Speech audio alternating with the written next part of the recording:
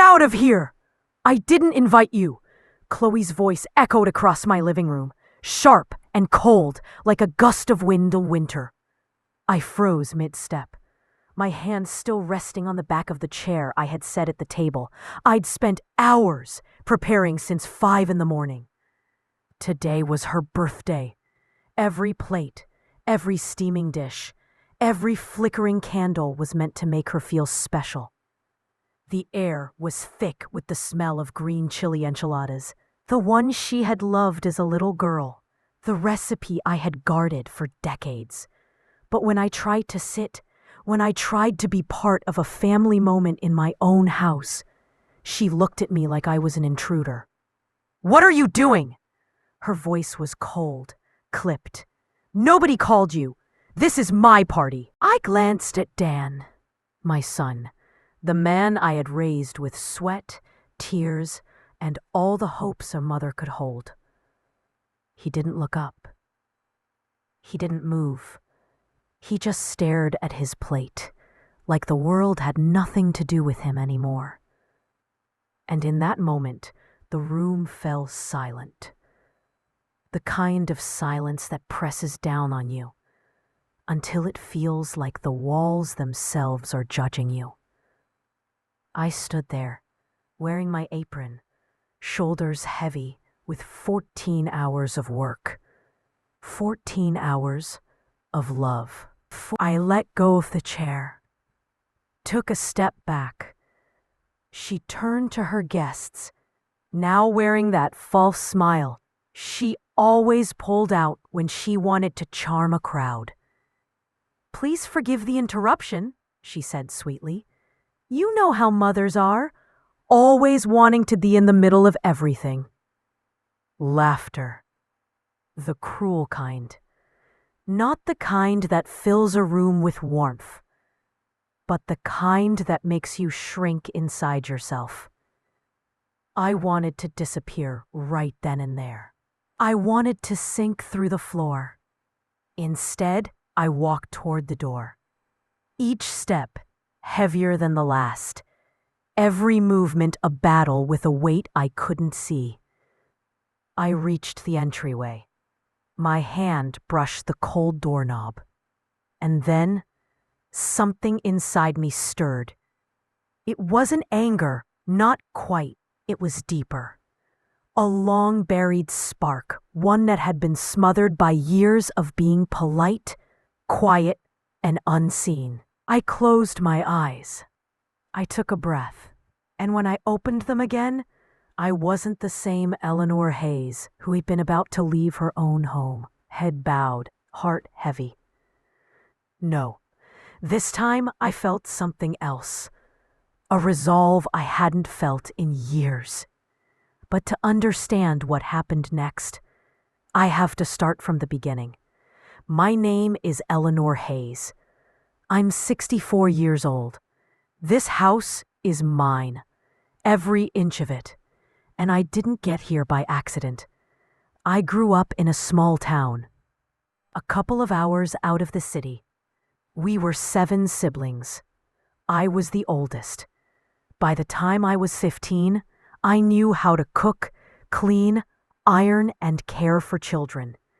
My mother used to say I was born with golden hands, though I think she just meant I was expected to work harder than anyone else. At 18, I met Robert. He was a quiet man, strong, steady, a construction worker. 3 months later, we were married. A year after that, Dan was born. My little boy with dark eyes, the kind that looked right into your soul. My world. Life was simple, hard, but full. Robert worked from sunup to sundown, building houses. We didn't have much money, but we had each other. Until one day, the scaffolding collapsed. Robert was gone, just like that. I was left alone with a 6-year-old boy. No job, no savings, nothing but my hands and determination. I cleaned, ironed, cooked, washed, anything that would put food on the table for my son. I worked 18-hour days. My hands were covered in calluses, my body always sore. But Dan never went hungry. He never missed school. And slowly, penny by penny, I saved enough to buy this house when he turned 10. It wasn't big, but it was mine. Every nail, every paint stroke, every flower planted in the yard was a piece of me. This house held our birthdays, graduations, our laughs and tears. And I was proud. Dan grew up here. I raised him alone. I thought well. I thought I had done enough. Then came Chloe. Chloe. She was 32 when Dan met her. Long hair, easy laugh, sharp mind. The first time I met her, I thought she was lovely, polite, sweet. Dan fell head over heels, and for a moment, I was happy too. I thought finally, my son had someone to share his life with, someone to share our home. They married 6 months later. Backyard wedding.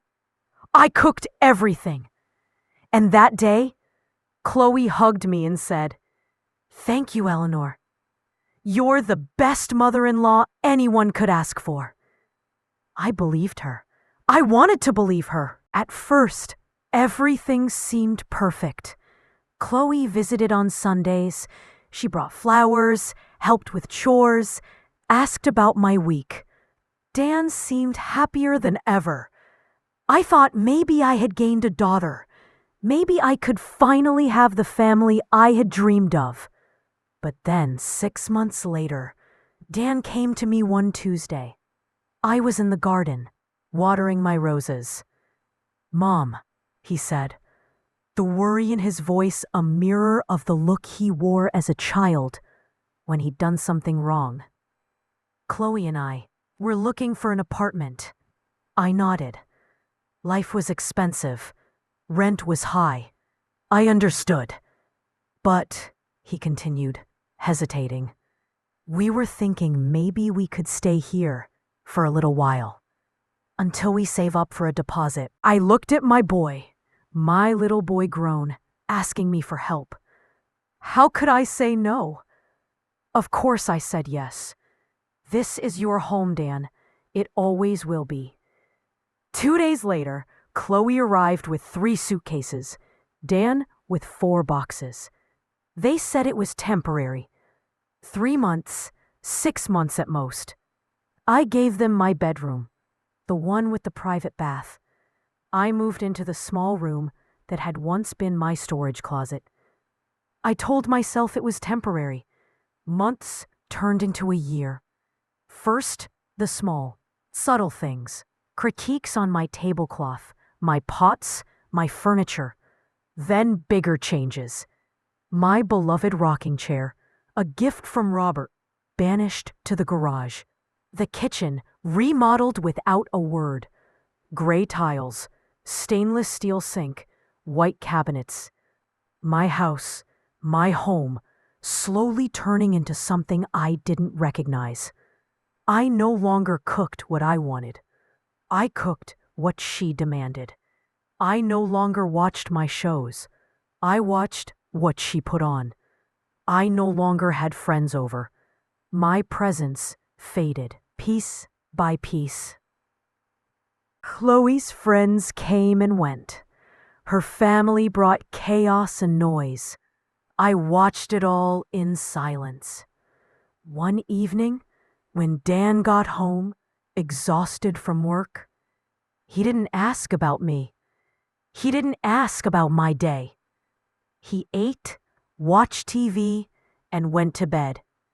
And I stayed behind, cleaning, like always. I began to feel invisible in my own house. Not just unseen, but irrelevant.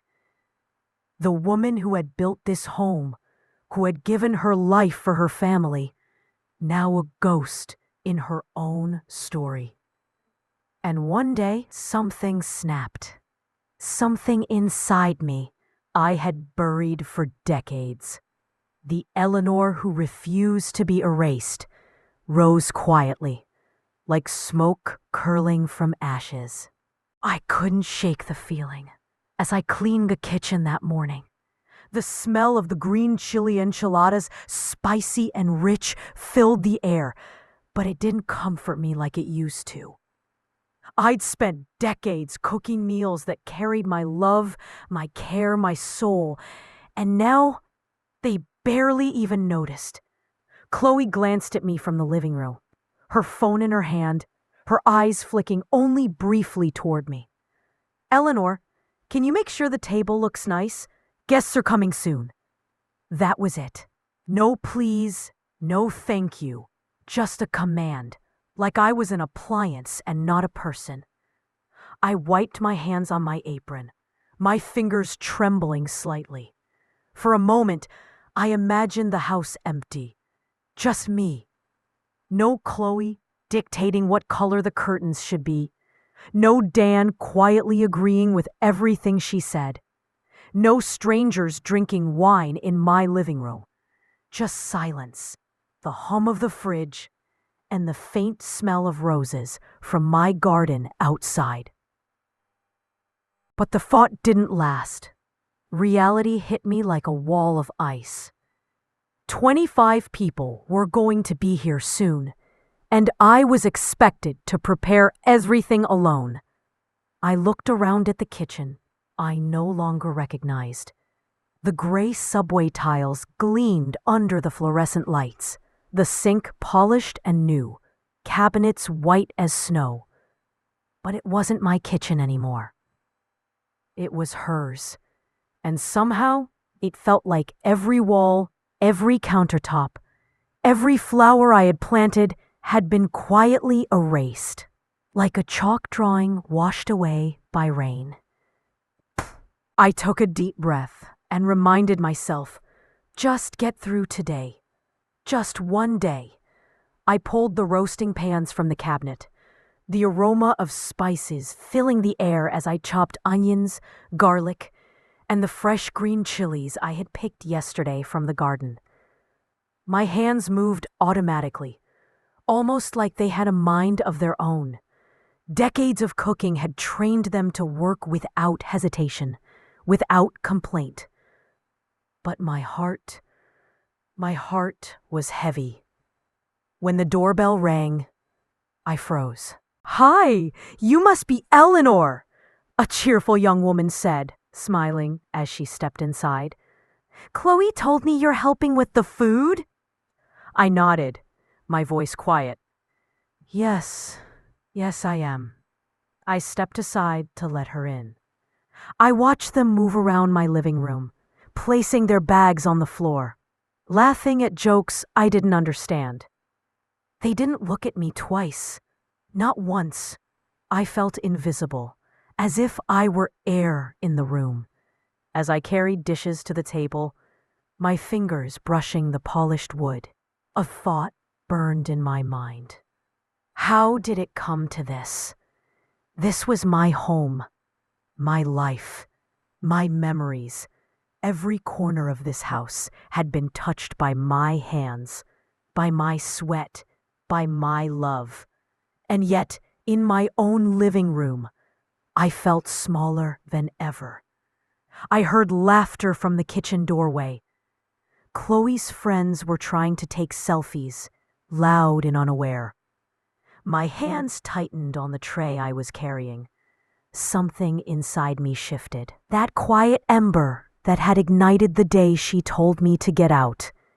It grew hotter, brighter. I set the tray down. I straightened my back. I turned to face the guests, and then I stopped. I didn't know what I was going to do yet, but I knew right at that moment that I couldn't keep shrinking. I couldn't be invisible anymore. I walked into the living room, slowly, deliberately, and the chatter paused. Their eyes briefly flicked to me, and I realized that for the first time in months, they were noticing me. Not just a shadow in the kitchen, but me, Eleanor Hayes, the woman who had built this house with her own hands, who had raised a son alone, who had given everything and asked for nothing. I took a deep breath, and with every ounce of calm I could muster, I said aloud, just enough for everyone to hear, "You're in my house." The room went silent. Even the little kids stopped running. Chloe's friends froze mid-laugh. Their phones paused in the air. And I could feel every eye on me, curious, confused, maybe even a little scared. But that wasn't the end. No. That was the moment I realized I had a choice. I could either continue to shrink, fade, and let my own home swallow me whole, or I could take it back, piece by piece, moment by moment. I didn't know how I would do it. I didn't even know if I could, but the fire inside me had awakened, and I could feel, deep down, that everything was about to change. After that morning, something inside me had shifted. I could feel it in the way my back straightened, the way my hands moved with intention, and the way my heart no longer carried that quiet ache of invisibility. I started noticing little things. How Chloe left her shoes scattered by the door. How wine bottles sat in the sink, half empty. How Dan barely looked up from his plate when he came home. These were small infractions, but they were mine, and I wasn't going to ignore them anymore. The first thing I did was reclaim the kitchen, not with yelling, not with confrontation, but with subtle, deliberate actions.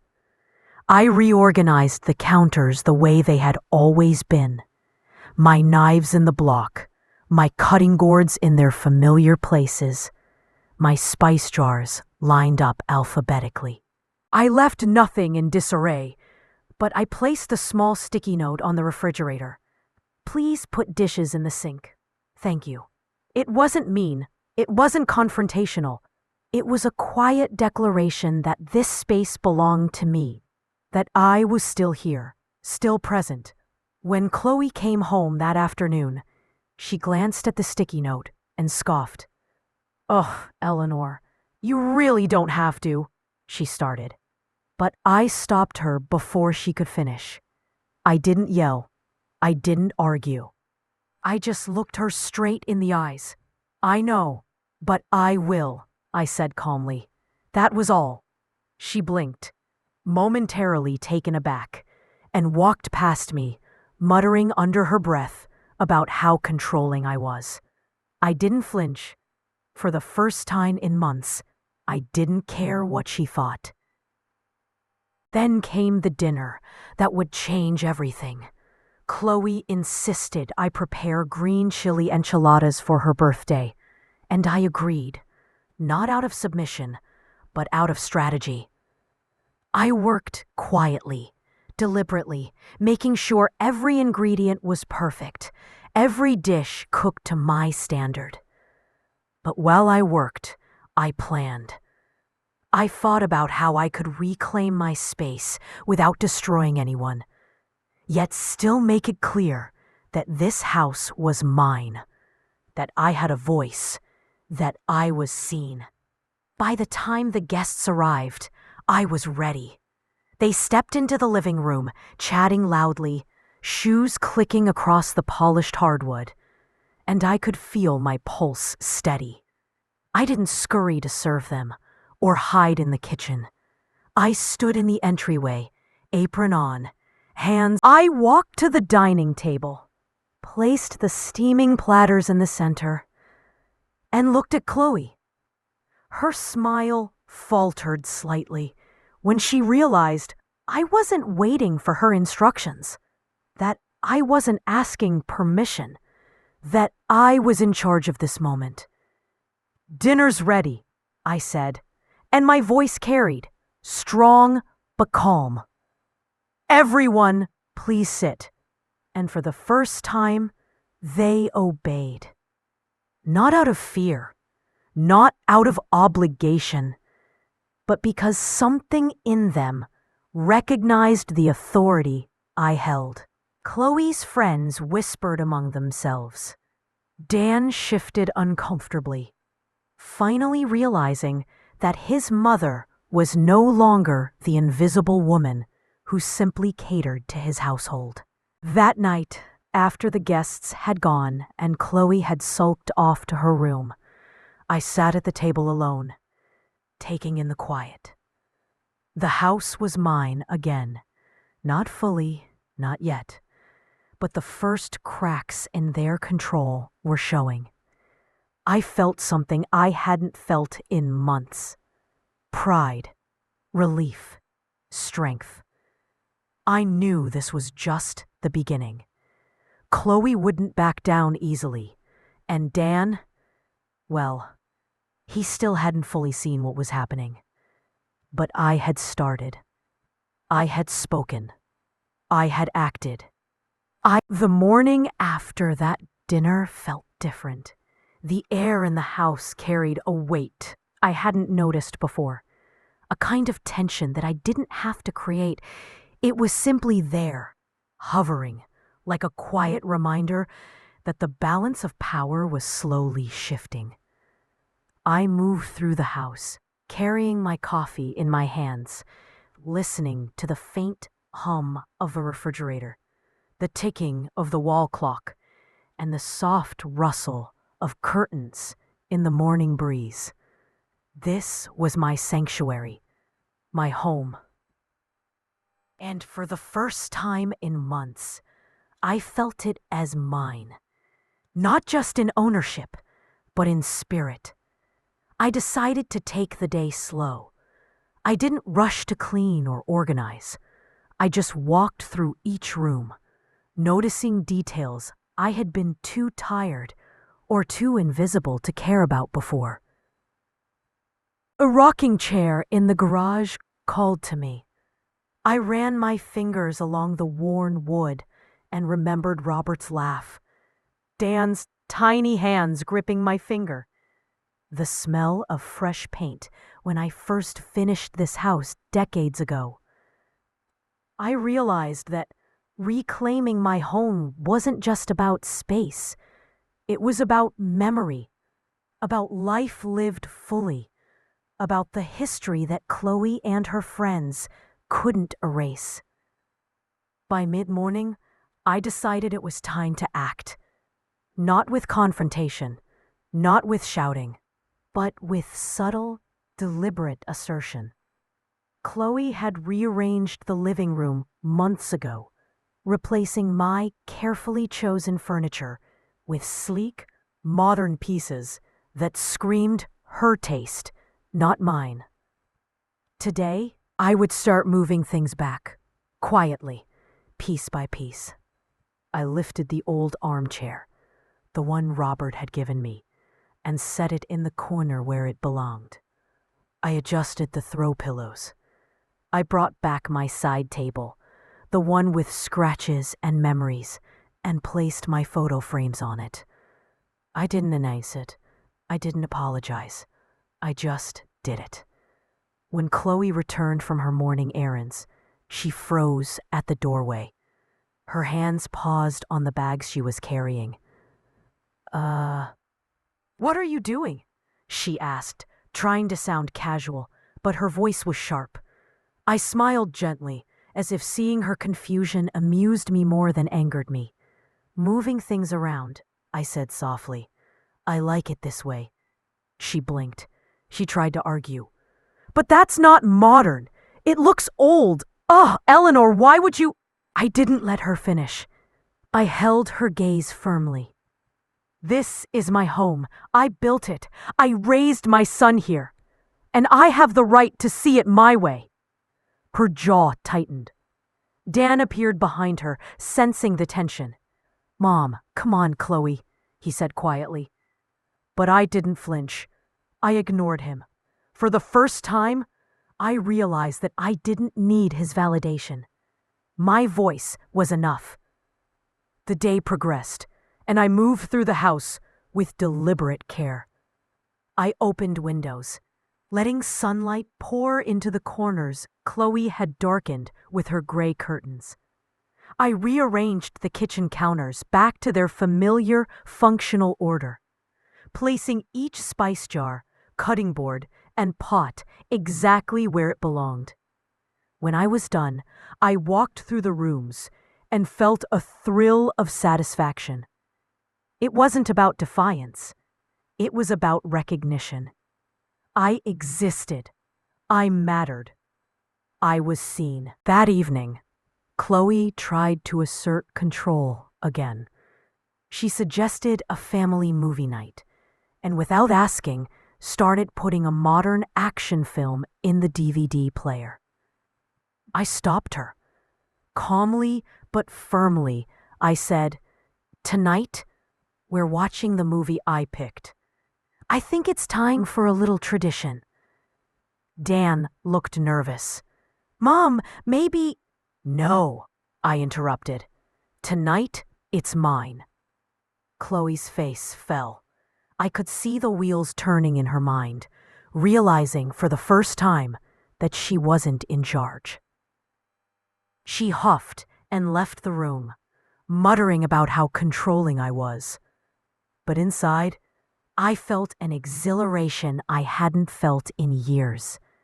It was a small victory, but victories build on each other. The next morning, I made my move with the pantry.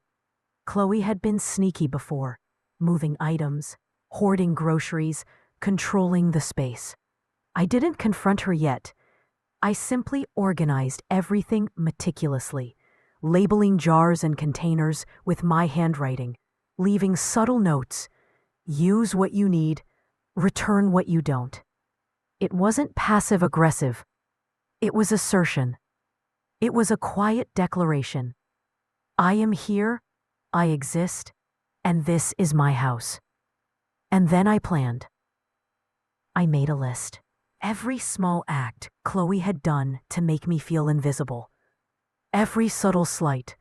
Every laugh at my expense. Every time Dan ignored me. Every rearranged piece of furniture. It all went on my mental ledger. But I didn't plan revenge. No. I planned reclamation. I planned to take back my home, my life, my space, piece by piece, day by day. I also reached out to Sharon, my neighbor and friend. I told her everything. The way I had felt invisible, the way Chloe had slowly taken over the house, the way I had stopped being seen, being valued, being counted. Sharon listened quietly, her eyes wide with empathy.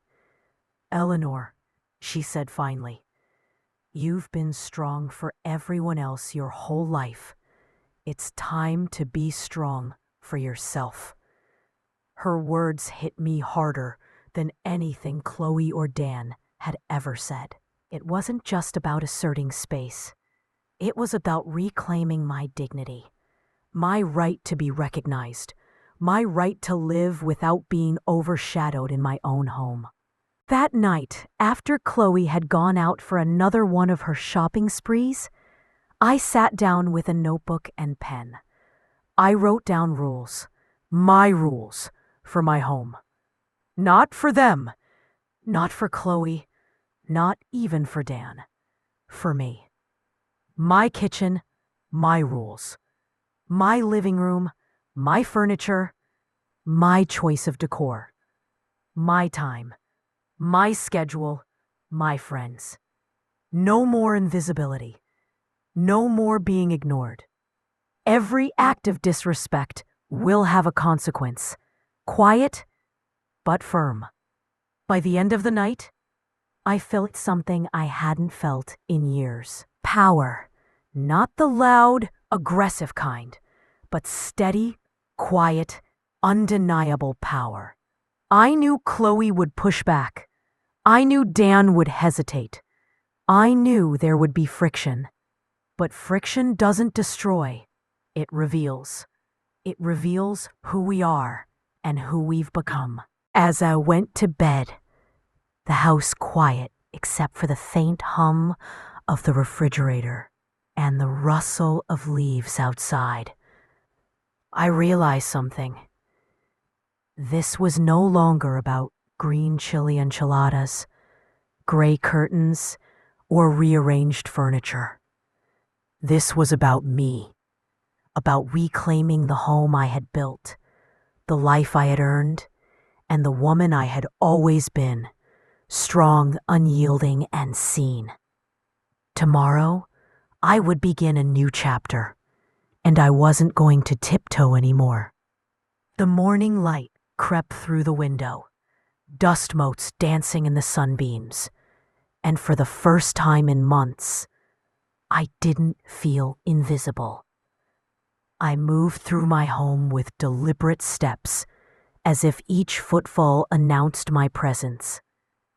Every room I entered was mine, literally, spiritually, emotionally. And yet, the shadow of Chloe lingered. I could feel it in the air, like a storm gathering behind sunny skies. Breakfast was the first test.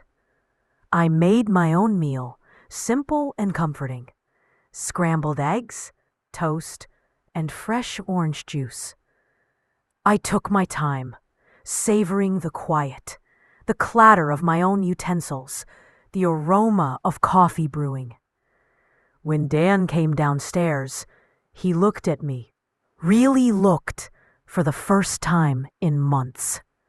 There was an unfamiliar tension in his eyes, the kind that comes when someone sees what they've ignored for too long. "Good morning, Mom," he said, a little hesitant. "Good morning," I replied, calm, steady, not pleading, not apologetic, just Eleanor. Chloe wasn't home yet, which was fine. Today, I had plans, small, deliberate acts that would gradually reclaim the home she had tried to dominate. I started in the living room, moving my old books back to their rightful shelf, placing framed photos of Dan as a child, Robert's smiling face, and the old clock that had marked every birthday, every quiet night. Each time I placed something down, I felt a sense of quiet triumph. It was subtle, invisible to outsiders, but monumental to me. Chloe had tried to erase my existence in this house, and I was slowly writing myself back in. When Chloe returned, the tension crackled like static in the air. She dropped her shopping bags at the door and looked around. Her eyes narrowed as they fell on the living room. "What did you do?" she asked, her voice tighter than usual. I smiled, calmly, without anger. "Just moving things back. I like it this way." Dan appeared in the hallway behind her, uneasy. "Mom, maybe—" "No, Dan," I interrupted gently. "This is my home. I have the right to see it the way I want." Chloe huffed, storming past me into the living room. She tried to rearrange my rocking chair, but I quietly placed my hand on it, and for the first time, she hesitated. "This chair stays," I said softly but firmly. That small act, simple, nonviolent, quiet, shook her more than anything I could have shouted. She left the room, muttering under her breath, and I watched her go. The next days were a careful dance. I moved things back, organized the kitchen, put away her new appliances she had bought without consulting me, and slowly, deliberately started reclaiming the pantry. I labeled jars, rearranged spices, and left subtle notes for Dan. Mom's space. Please respect it. Each note was a small assertion, a reminder that my home was mine, and that being seen wasn't negotiable. By midweek, Chloe tried to push back again. She suggested hiring a new decorator, someone modern who would make the house more like hers. I listened politely, then shook my head. No thanks. I like my home the way it is, I said, smiling calm. Her frustration was palpable. For the first time, she realized I wasn't going to retreat, that I wasn't invisible, that I wasn't the quiet, compliant woman she thought I was. Dan, as always, tried to mediate. Mom, maybe we should compromise, he said cautiously. No, Dan, I replied.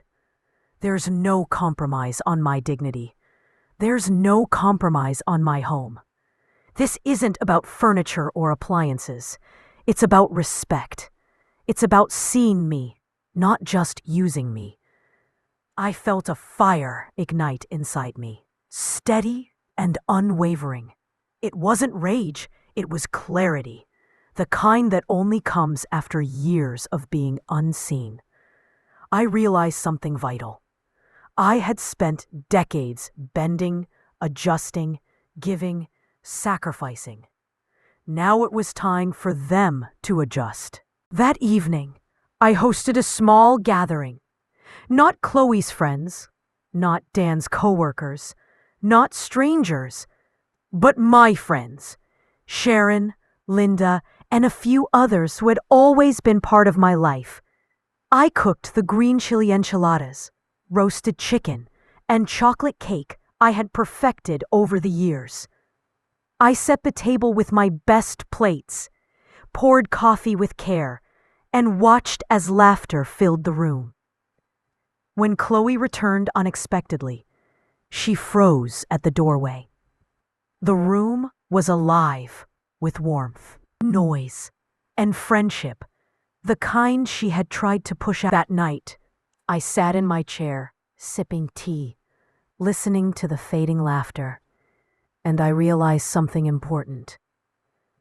This wasn't a battle to win against Chloe. It was a reclamation of myself. Every act, every small step was a brick in the wall of my dignity, my peace, my right to exist without apology. I knew Chloe would test me again. She would push, manipulate, and maybe even try to regain control. But for the first time, I wasn't afraid. I had something stronger than fear. I had clarity, courage, and a steadfast knowledge of my worth.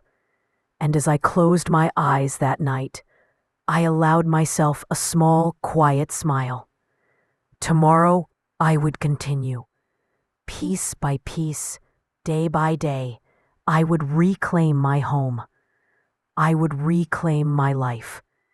And nothing, no daughter-in-law, no meddling family, no societal expectation could take that from me. The next morning, a new challenge awaited. Chloe wasn't going to sit quietly while her control slipped. She had planned something, a move so bold it could shake the fragile balance I had just started to build.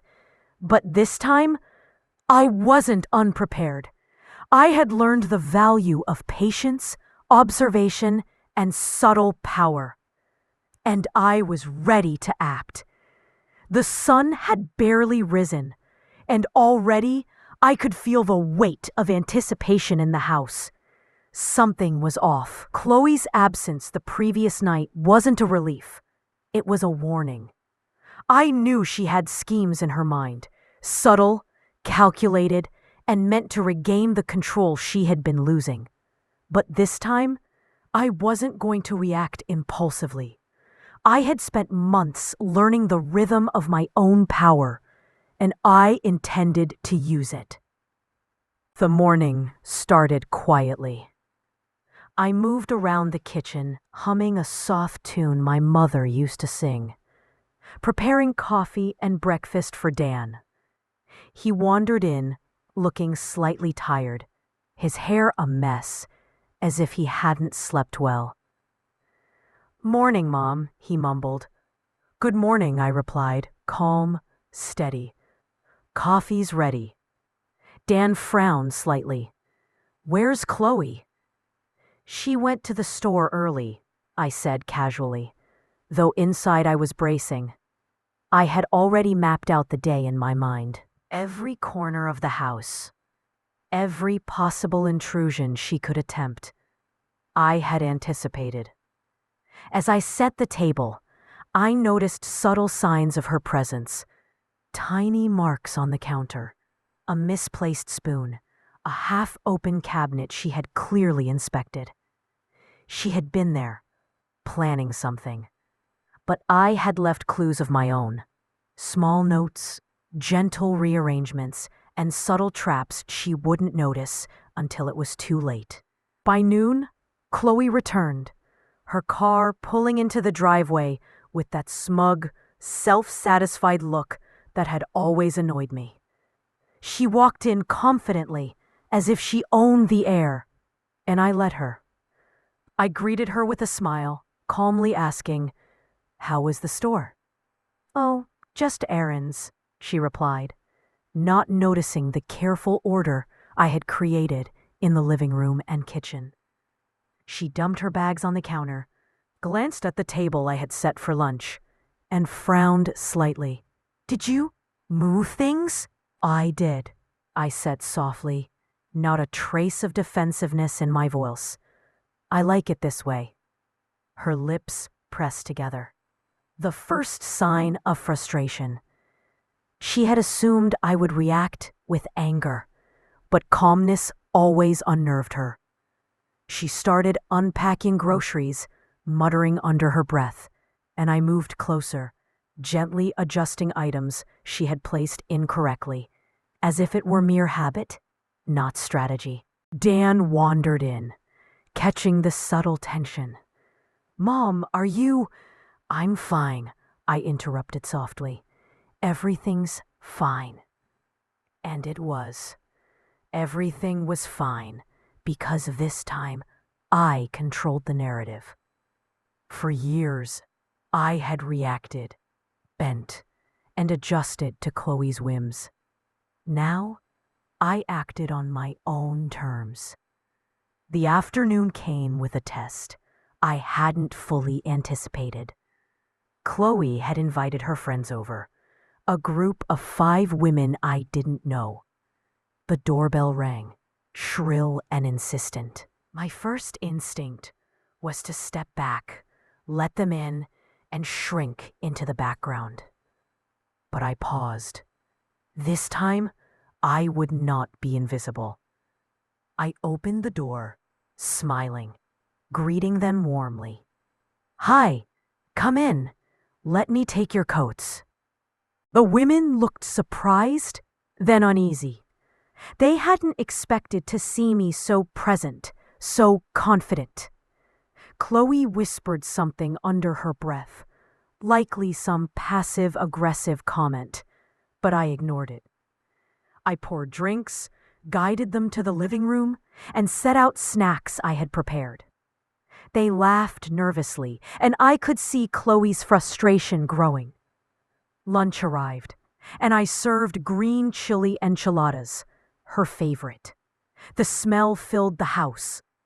Chloe hesitated, then sat down while her friends exchanged glances, silently acknowledging that the woman they had been trying to dismiss had more control than anyone had realized. I took my seat at the table, not in a submissive corner, but where I could see everyone, where my presence was undeniable. Chloe's jaw tightened, her smile forced. Dan looked between us, unease in his eyes. But I remained calm, polite and unshakable. After lunch, the group dispersed, murmuring thanks. Chloe tried to linger, whispering, "You shouldn't have done so much." I smiled. I wanted everyone to feel welcome. Isn't that what hosting is about? Her face hardened, and she left without another word. I closed the door, leaned against it, and let out a quiet, satisfied sigh. Today had been a small victory, but it mattered. Each act of presence, each assertion, slowly chipped away at the invisible walls she had built around me. That evening, Dan tried to speak privately. "Mom, maybe you're being too harsh," he said hesitantly. I shook my head. "No, Dan, I'm being clear. This house is mine, and I will be seen. Chloe has taken too much for granted for too long. It's not about her. It's about respect. It's about me." He nodded slowly, beginning to understand. Maybe not fully, but enough. I could see the gears turning in his head. For the first time in years, he wasn't just observing. He was reflecting. As the house grew quiet that night, I sat in my chair, sipping tea, reflecting. I realized the biggest victories weren't loud or dramatic. They were subtle, deliberate, and unyielding. Every meal prepared, every room reclaimed, every polite assertion was a statement. I exist. I matter. I am here. And as I looked around, I knew that the next day would bring another challenge. Chloe would try again, perhaps even bolder this time. But I wasn't afraid. I had learned patience. I had learned observation. I had learned the power of quiet defiance. This house was mine, and I was no longer invisible. And the next morning, sunlight spilled across the living room, but instead of warmth, it carried a warning. I could feel Chloe's presence lingering in the air like a storm about to break. She had been plotting, that much was certain. I could almost hear her mind spinning through every possible way to reclaim control, to push me back into the shadows. I began my day as always, quietly, deliberately. Breakfast for Dan was ready by 7 a.m. The aroma of fresh-baked bread and coffee filled the kitchen, mingling with the scent of herbs I had grown myself. Dan wandered in, rubbing his eyes. "Morning, Mom," he mumbled. "Morning, honey," I said calmly, smiling. "Coffee's ready. Toast's on the counter." He hesitated, then asked, "Did Chloe wake up yet?" "She's still asleep," I said casually, though I had already noticed the faint shuffle of her slippers as she tiptoed around the bedroom. Today was her birthday again, and she had invited more friends than the last time. 20 people, maybe more. I took a deep breath and reminded myself, patience, strategy, quiet power. It wasn't enough to merely exist. I had to orchestrate the day so Chloe's attempts to dominate would crumble in front of everyone. By mid-morning, she emerged, radiant in her carefully chosen outfit. She smiled at me, sweetly, but her eyes flickered with that familiar arrogance. The arrogance of someone who believed they could erase you from your own life. "Good morning, Eleanor," she said, with a tone so saccharine it made my skin crawl. "I hope you're ready for today. It's going to be such a fun party." "I'm ready," I replied, calm, even cheerful. "Just tell me what you'd like me to prepare." She hesitated for a moment, clearly expecting me to submit entirely to her whims. Then handed me a handwritten list: recipes, drinks, table arrangements, decorations. Her handwriting was precise, almost obsessive. She wanted control. I intended to give her the illusion of it, while subtly shifting the reality. Dan wandered in mid-morning, sensing the tension. "Mom, maybe it's too much," he said softly, concerned. "No, Dan," I replied, steady. "It's fine. Everything is under control. Trust me." And I did. I had planned every detail. Each room, each table, each dish was a calculated act of assertion. Chloe thought she controlled the party. She didn't. Every minor change I made, every arrangement, subtly reminded everyone, Dan, her friends, even Chloe herself, that this house had a different owner. The guests arrived by noon. Laughter, greetings, clinking glasses, chaos under a carefully orchestrated veneer. Chloe fluttered around, directing traffic, instructing me to serve food here, place plates there, refill drinks, adjust napkins. I complied, but always with a quiet awareness that she couldn't see. Each time she barked orders, I executed them just so, letting her think she had control, while my own subtle cues shaped the flow of the room. It was during the cake ceremony that the moment arrived. Chloe's friends were gathered around, cameras out, phones ready. She beamed as I placed the cake in front of her, lit the candles, and stepped back. This was the moment she had wanted, the visual proof of her birthday dominance. I smiled, quietly, then said softly, so only the closest guests could hear, "Make a wish, Chloe, and remember, every year is yours only as long as you respect the space of others." Her smile faltered for the briefest second. Her friends noticed it too, the tension behind my calm words. She tried to recover, brushing it off as a joke, but I saw the crack. I saw the realization flicker. Maybe she wasn't untouchable here. After cake, while the guests mingled and sipped wine, I moved quietly to the kitchen, making sure everything remained in order. Chloe followed at a distance, her presence a mix of irritation and curiosity. She wanted to watch me, but not to participate. She wanted to dominate the narrative. I let her watch. By mid-afternoon, exhaustion began to show on her face. I handed out drinks, offered snacks, and guided conversations without seeming to interfere. She looked around, visibly frustrated that the room ran smoothly without her interference. Every guest subtly noticed my grace, my quiet competence.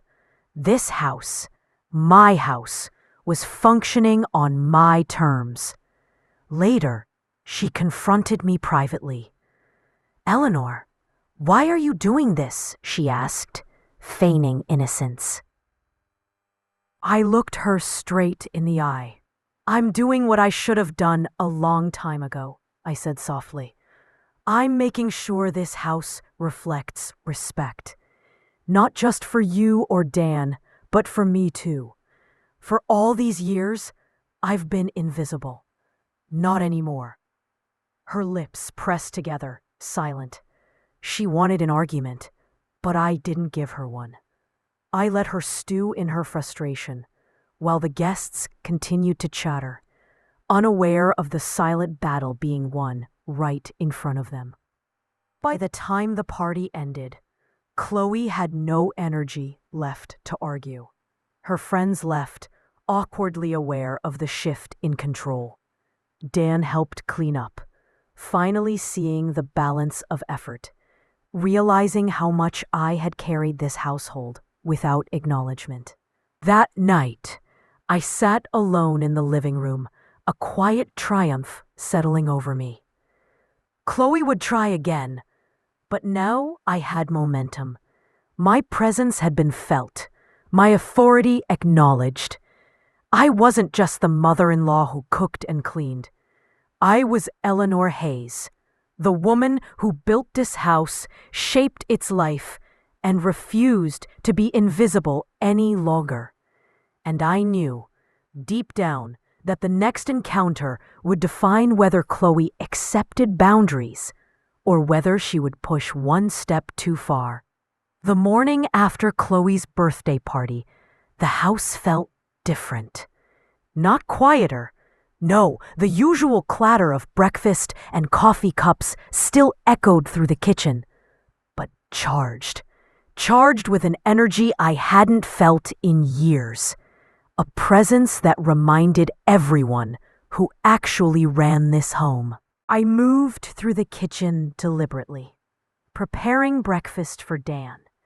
The aroma of scrambled eggs, roasted vegetables, and fresh toast filled the room. But this time, it wasn't just nourishment. It was a statement. Every plate I arranged, every cup I poured was a quiet declaration. This is my rhythm, my house, my life. Chloe appeared in her pajamas, hair messy from sleep, still trying to look effortlessly in control. "Morning," she said, voice tight. She paused, glanced at the breakfast I had made, then added, "You didn't have to do all this."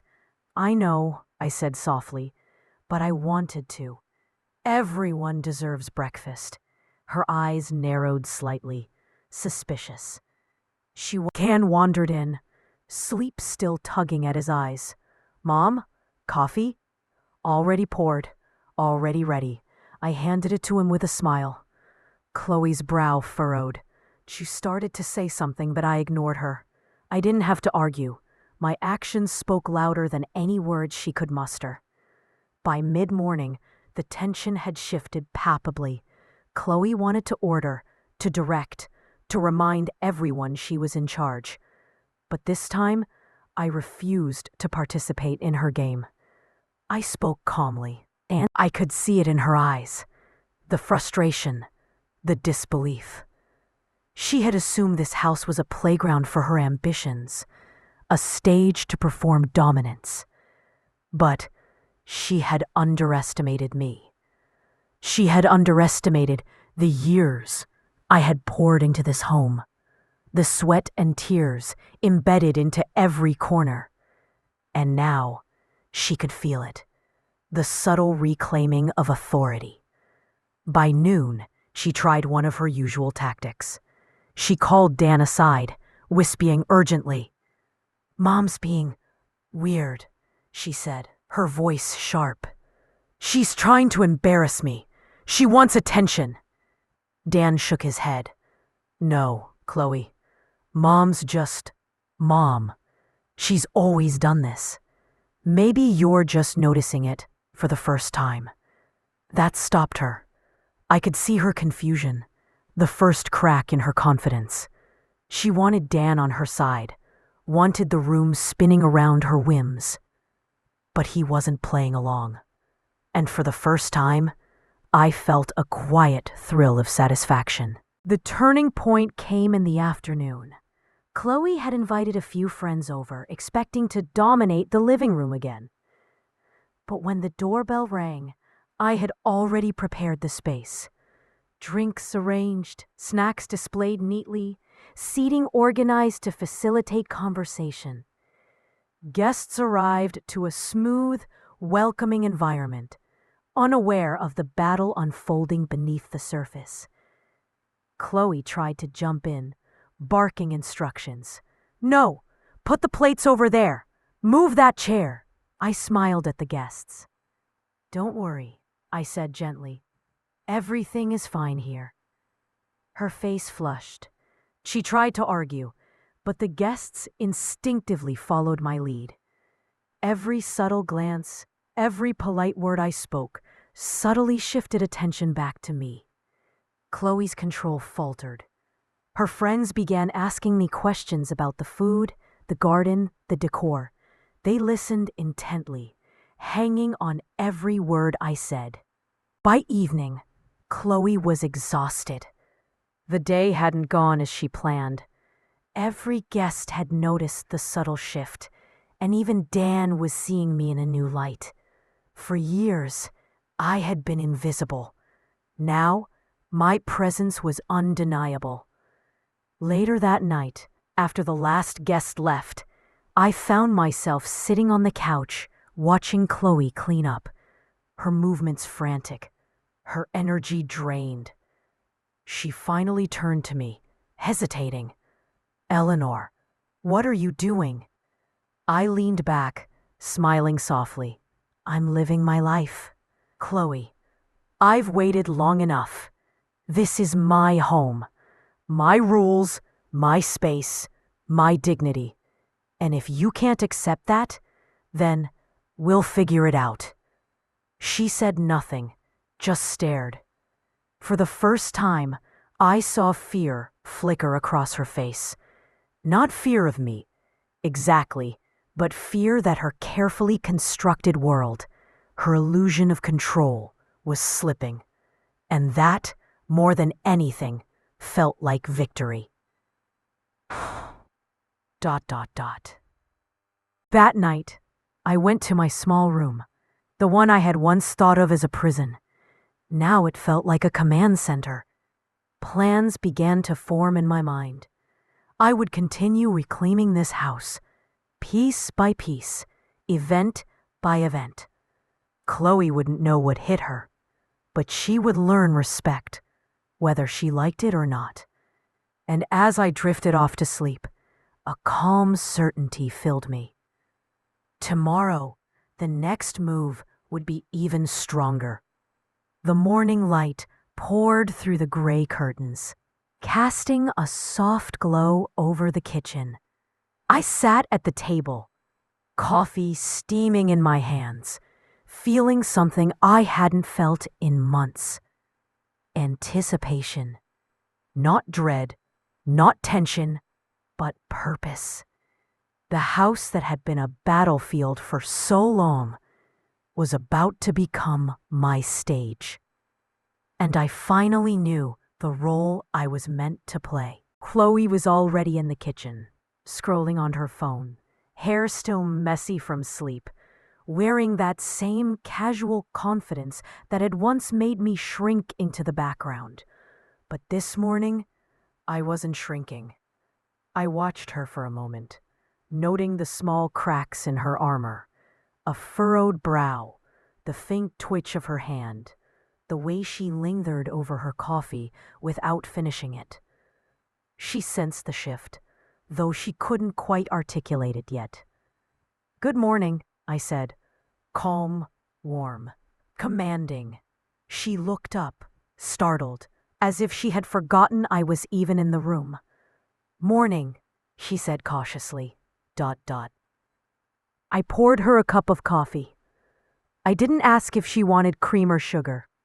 I didn't offer. That wasn't the point. The point was simple. I was taking my place again. Dan wandered in, still rubbing sleep from his eyes. "Smells amazing," he said, genuine. "Thanks, Mom." Chloe's jaw tightened. She wanted to speak, to interject, to remind everyone that she was in charge, but she stopped herself. She knew, even if only subconsciously, that I wasn't the same woman who had quietly served her and cleaned up after her every whim. That afternoon, I made my move. Chloe had been planning a gathering, a small brunch with her work friends. Usually, I would be the silent, invisible host, doing everything behind the scenes while she took credit. But today, I decided it was time to flip the script. I prepared the menu she had requested. Quiches, fresh fruit, scones, homemade jam, everything meticulously arranged, but with one subtle change. Instead of placing the food where she usually dictated, I positioned it where it made the room flow best for conversation, where the lighting highlighted the food beautifully, where the seating naturally drew attention to the host, me.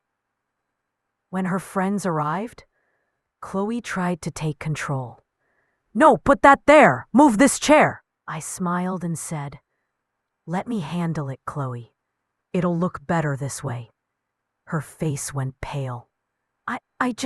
You'll see," I said, voice calm, measured, unwavering. And when the guests entered the living room, it was immediately clear who was running the show. The energy shifted.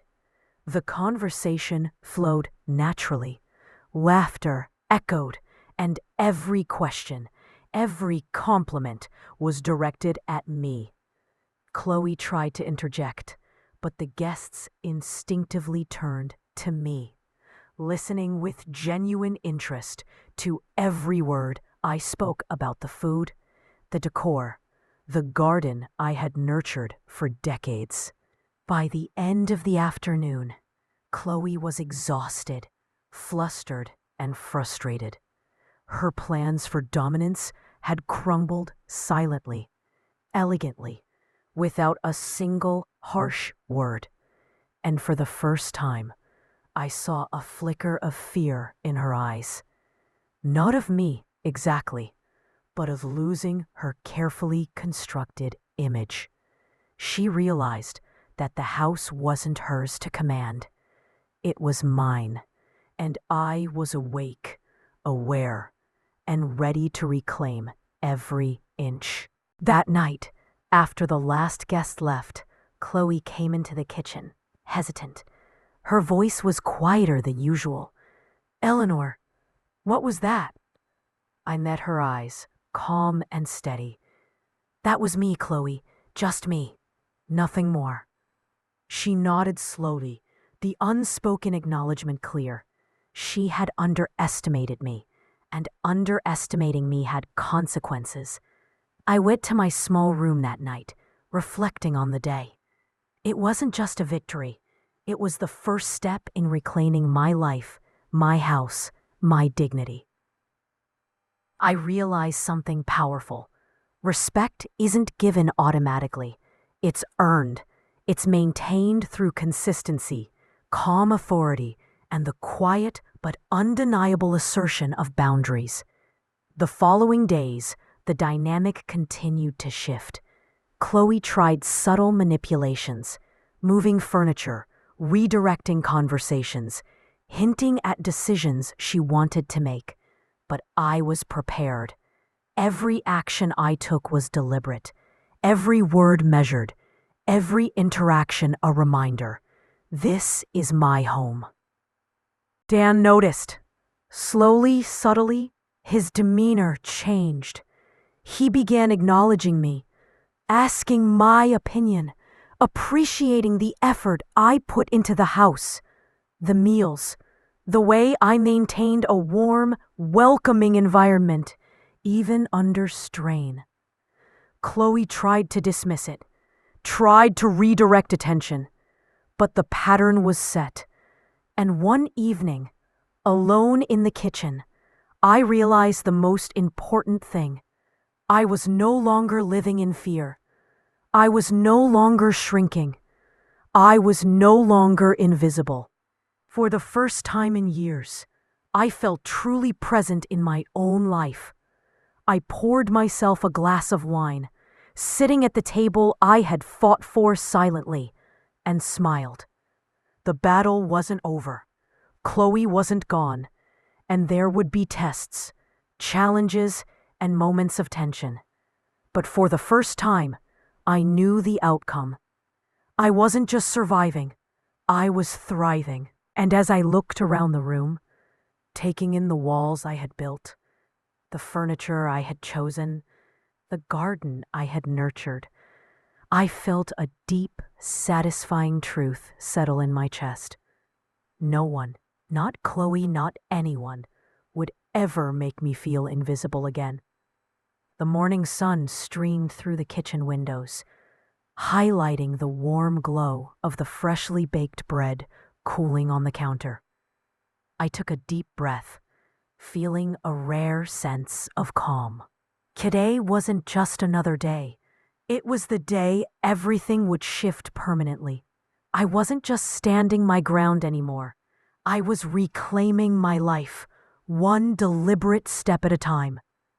Chloe came downstairs, yawning, coffee in hand, her hair still messy, expecting the usual quiet compliance.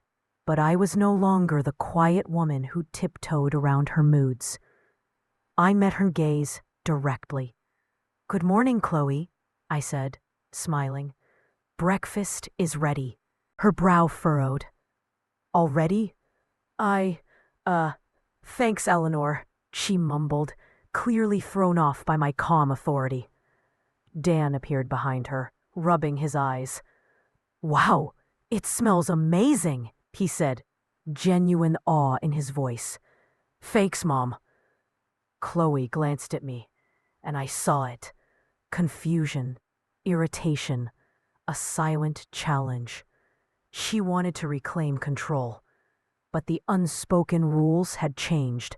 This house wasn't hers. I had spent years building it with my hands, my sweat, and my heart. Now it was mine to protect. I set the breakfast on the table, exactly where it should go. The way it made the room feel open and inviting, a natural gathering place. Chloe tried to rearrange the chairs, but I placed a gentle hand on her shoulder. "Let's leave it as it is," I said, calm but firm. "It works." Her shoulders tensed. She wanted to argue, to assert her control, but she hesitated. She could feel the shift. She could sense that the rules had changed. The morning passed with subtle victories. Chloe tried small manipulations, suggesting new furniture, questioning my cooking, hinting at changes she wanted. But every time I responded with calm authority. I didn't raise my voice. I didn't plead. I simply acted with confidence, letting my actions speak louder than words. By noon, the shift was undeniable. Dan was attentive, helping in small ways, noticing the care I put into everything. He began asking questions about my day, my thoughts, even offering to take on tasks I usually managed alone. Chloe's frustration grew with every acknowledgement I received. She realized she couldn't manipulate the narrative anymore. That evening, she announced she wanted to host another gathering. Friends, coworkers, everyone she could think of. I nodded, agreeing, but with one condition. I would plan, prepare, and host, and she would observe.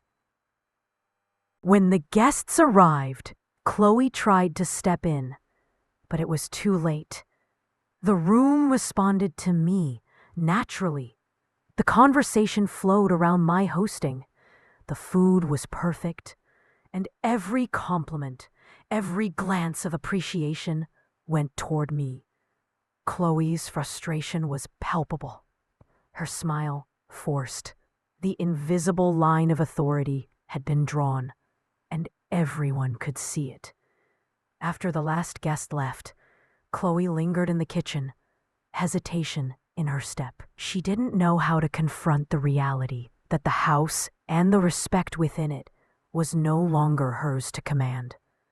I looked at her, soft but resolute.